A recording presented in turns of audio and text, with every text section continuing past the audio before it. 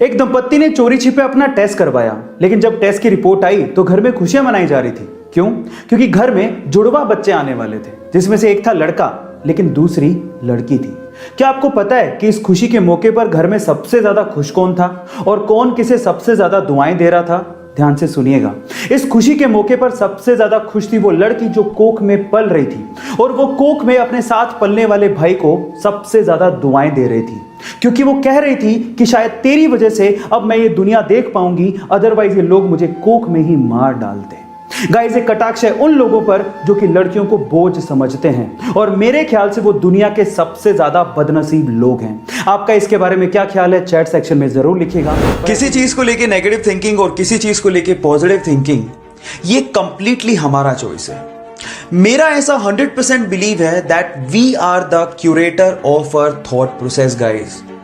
इसको लेके मुझे एक मॉन्क की बात याद आती है। उसका कहना था कि कोई भी चीज अच्छी या बुरी नहीं होती, वो डिपेंड करता है कि हम उसे कैसे यूज करते हैं। जैसे कि ये बोतल, अब आप पे डिपेंड करता है कि आप इस बोतल में पानी भरते हैं या पॉइजन।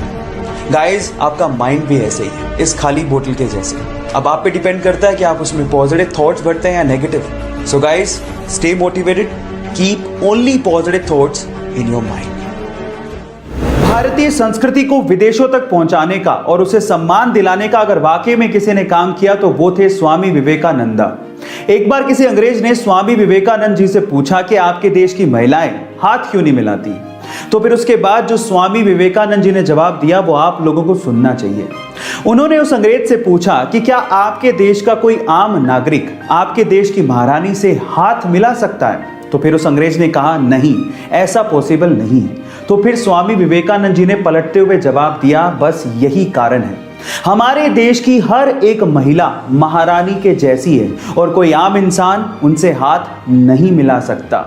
जितना साथ एक इंसान दूसरे इंसान का नहीं निभाता, उससे ज्यादा तो ये बेजुबान जानवर एक इंसान का साथ निभा देते हैं। कैसे?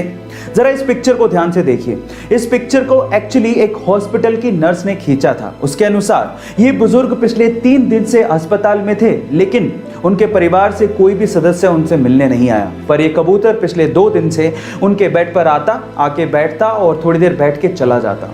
बाद में पता लगा कि बुजुर्ग अस्पताल के पास वाले पार्क में इस कबूतर को दाना डाला करते थे। गाइस, क्या आपको भी लगता है कि ये बेजुबान जानवर आपके द्वारा किए गए अच्छे कामों का कर्ज बड़े अच्छे से निभाते हैं? चैट सेक्शन में जरूर लिखिएगा। और ऐसे अमेजिंग वीडियोस के किस्से सुने हैं तो आपने द्रौपदी के चीरहरण की कहानी भी सुनी होगी, जिसमें कृष्ण भगवान ने द्रौपदी के चीर यानी साड़ी को बढ़ाया था, जिसकी वजह से कौरव कुछ नहीं कर पाए थे। पर सवाल यह है कि कृष्ण भगवान ने ऐसा किया क्यों? तो उसके पीछे की कहानी सुनिए। जब कृष्ण भगवान ने सुदर्शन चक्र से शिशुपाल का वध किया था, तो उस समय सुदर्शन चक्र की वजह से कृष्ण भगवान की उंगली भी कट गई थी। तब द्रौपदी ने अपनी साड़ी का पल्लू फाड़ के कृष्ण भगवान की उंगली पे बांधा था। तब कृष्ण भगवान ने द्रौपदी से वादा किया था कि हे द्रौपदी, तुम्हारे एक एक सूत का कर्ज हम चुकाएंगे।